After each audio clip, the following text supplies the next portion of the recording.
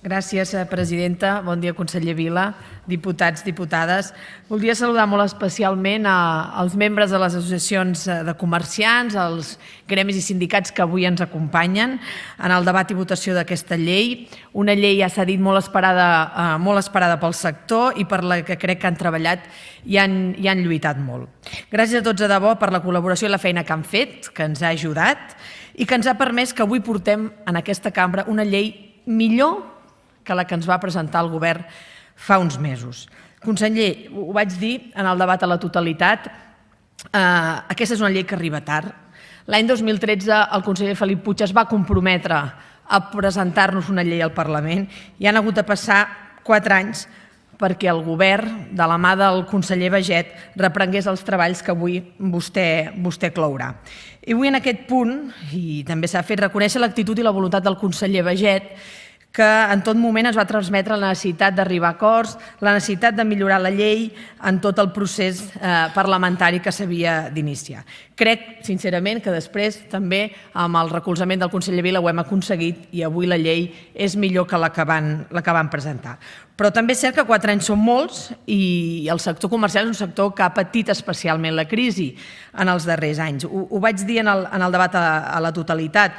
Només entre 2008 i 2011 es van perdre 32.500 llocs de treball i es van tancar 2.463 locals i 5.800 empreses.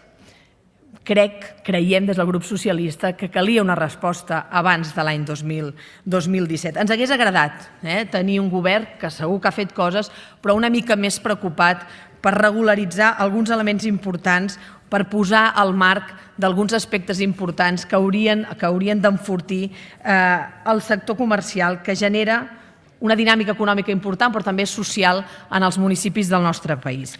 A mi sempre m'agrada donar dades, perquè crec que les dades ens haurien d'ajudar o ens han d'ajudar a prendre decisions al govern, però també a una càmera legislativa. Miri, els vull donar algunes dades del 2016.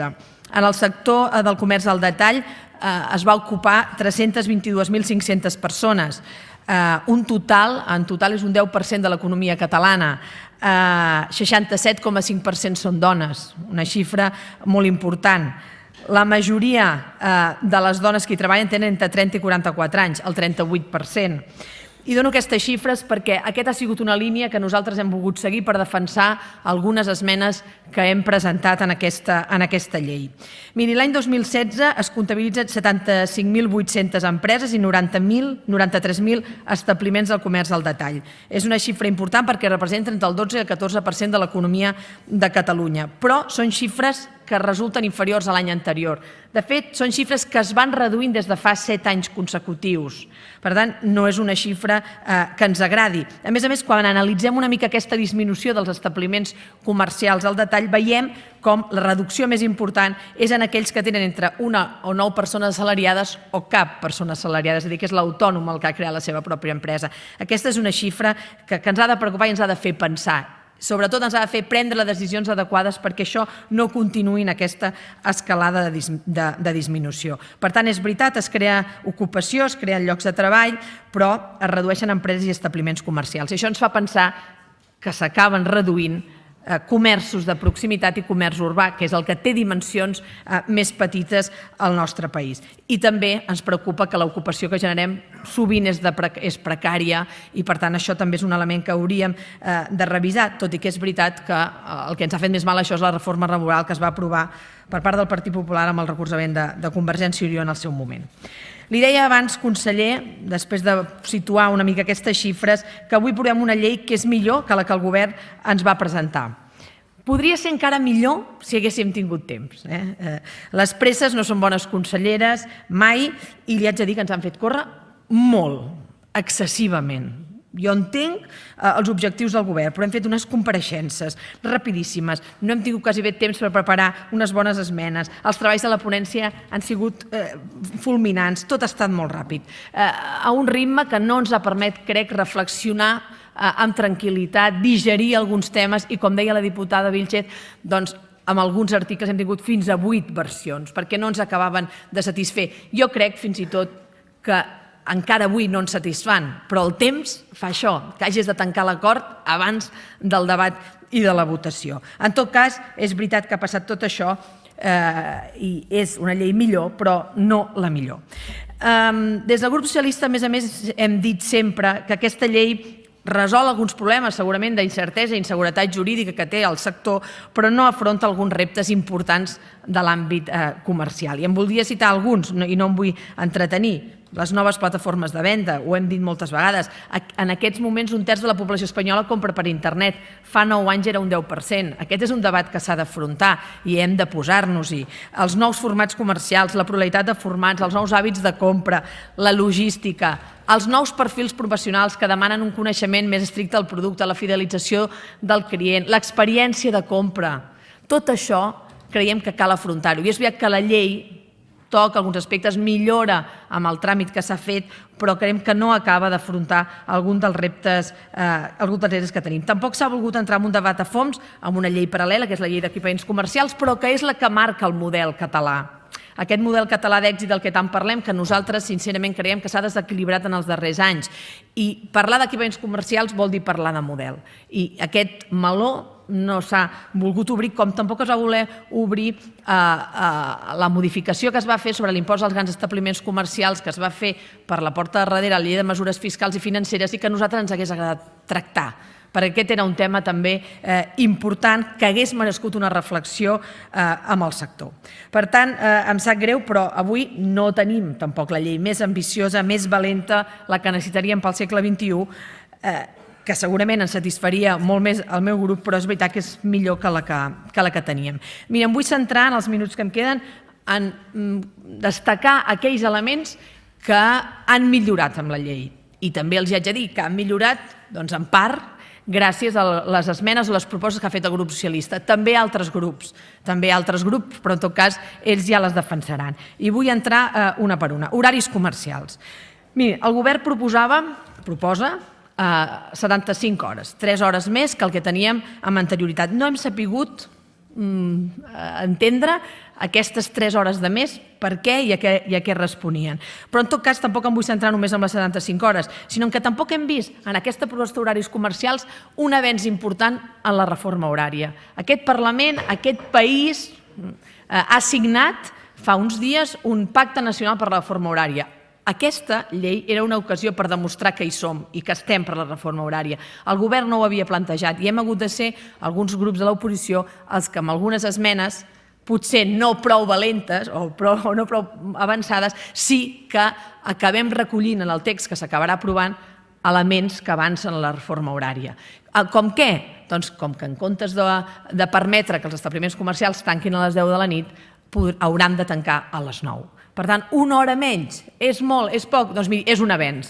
El grup socialista és un partit possibilista, pràctic, realista, que sempre intenta que s'avanci per millorar. Que es podria millorar més? Sí. Però a nosaltres ens ha semblat que la proposta que fèiem era raonable, que hem d'anar avançant. Escoltin, que en països com Itàlia o Portugal a 6:45 les botigues estan tancades i que hauríem de caminar cap aquí. No ho podem fer de cop i, per tant, aquest és un primer pas del que nosaltres estem avui satisfets. No s'han aprovat altres elements, que també nosaltres proposàvem alineats amb la reforma horària, però d'aquests almenys estem satisfets. Miri, municipis turístics. Per què parlem de municipis turístics a l'àmbit comercial? Doncs perquè si un és municipi turístic té excepcionalitat d'obertura en horaris comercials. Nosaltres el que no volíem és que per aquesta via acabéssim permetent que molts municipis de Catalunya tinguin els seus comerços oberts amb horaris molt més amplis. I què hem fet amb algunes de les nostres esmenes? Posar alguns límits que ens semblaven importants. I per tant jo crec que en aquest també és un avenç que hem fet.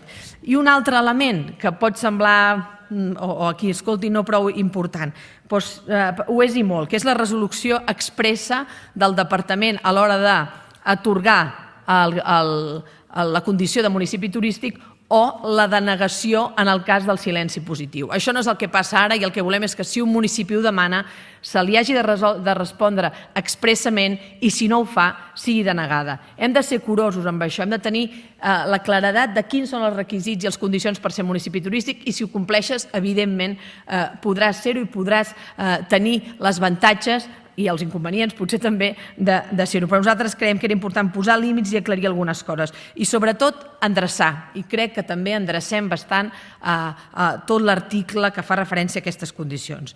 S'ha parlat també de les rebaixes, per nosaltres també era un tema important. Ningú estava a favor d'eliminar les rebaixes, ningú, no hem escoltat en les compareixences a ningú que en parlés a favor, no entenem per què el govern ho va fer. És veritat que això ho modifiquem i ho modifiquem perquè tornin les rebaixes. Ens sembla molt important per la creació d'ocupació en aquelles èpoques, també important pel comerç urbà i de proximitat, que al final té a les rebaixes una gran campanya promocional i per tant a nosaltres ens semblava que això calia mantenir-ho.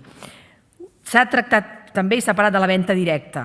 Pot semblar un element menor i és veritat, però amb aquesta modificació que fem amb la venda directa, que hi hem treballat molts grups, malgrat que al final les transaccions només les signem alguns, hem volgut mantenir dues coses.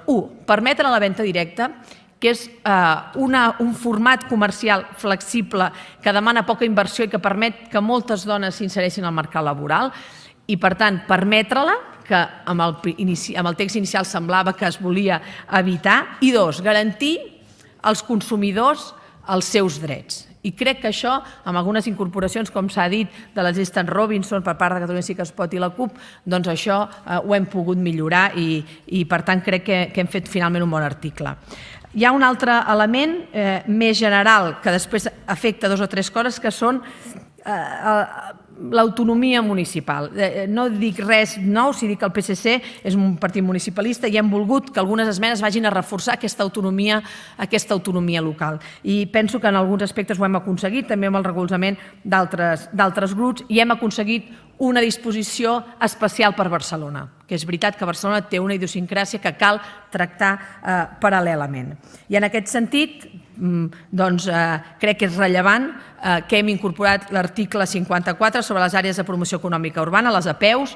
El grup socialista fa molts anys que persegueix aquesta regulació. Vam portar una proposició de llei l'anterior legislatura que no va reeixir perquè el grup del govern no ens el va recolzar. Estem contents del canvi de posició i que ara sembla que en 18 mesos haurem de presentar una llei per tenir la regulació definitiva d'aquestes APEUs. Hem fet molts canvis, és veritat, a millor. Esperem que aquesta llei resolgui alguns problemes, afronti alguns reptes i sobretot ens permeti enfortir el comerç i millorar algunes de les dades que abans hem donat. Nosaltres hem defensat sempre un model comercial equilibrat, que compti amb diversos formats comercials que es complementin, que compti amb els millors treballadors, formats, amb bones condicions laborals, sobretot amb un comerç urbà, mediterrani, divers, de qualitat i sobretot que ens faci viure una experiència compra inoblidable, com ens va dir algun dels compareixents que crec que van haver intervencions molt interessades. Volem tot això i volem més. I no sé si la llei ho aconseguirà tot, segurament no. Per això demanem al govern que tingui valentia i ambició després de l'aprovació d'aquesta llei. El que sí que tinc clar és que els diputats ponents que hem intervingut en aquesta llei hem perseguit això. I vull agrair a tots els diputats, al Marc, a la Laura, a l'Albert, al Sergio, la seva feina, la seva paciència, tot el que hem fet per intentar teixir una millor llei i, evidentment, també, i especialment al relator, al Joan Ramon, per la seva feina. Haig de dir que ens has fet patir molt, molt, ens has fet córrer molt, molt, ens has fet enfadar, a mi molt, ja ho saps, jo que soc temperamental m'has fet enfadar molt, però també ets haig de dir que fins al final has intentat arribar a acords i has intentat que aquesta llei que avui presentem sigui molt millor que la que vam conèixer i per tant jo crec que això és l'important i el que val la pena valorar. Tu i jo ahir no vam poder estar als gegants amb els nostres fills, estàvem tancant una llei, per tant que valgui la pena aquesta llei. Gràcies als diputats, de veritat, per la feina, perquè jo també reconec que tinc el meu caràcter, i gràcies als membres del govern i del departament, gràcies al Joan Aregio, gràcies a la Montse Vilalta, que ens han ajudat i han estat al nostre costat sempre per arribar finalment a tancar aquests acords, a la Montse Alcàcer i a l'Anna Casas, que és un sol, ho vaig dir, una santa per aguantar-nos i per poder acabar teixint aquesta llei i que sigui entenedora, també a la gent del meu grup, a la Rita, que també m'ha ajudat a poder posar en ordre totes les meves idees i totes les meves propostes. I ara ja sí, per acabar, gràcies al sector, que esteu aquí. Espero que avui marxin una mica més satisfets del que van entrar fa uns mesos en aquest Parlament. Ho hem fet el millor que hem pogut. No sempre podem contentar a tothom, seria impossible, no? És quasi bé una quimera, però nosaltres almenys estem moderadament satisfets. Queda molta feina per fer, seguirem lluitant pel model que defensem, esperem tenir estabilitat necessària per treballar i que ningú impugni quelcom que avui no és un problema a Catalunya. Els polítics estem per resoldre problemes, no per crear-los. Així que espero que tots estem a l'alçada. Jo estic convençuda que el sector ho estarà, només falta que ho estem nosaltres. Gràcies. Senyora Romero.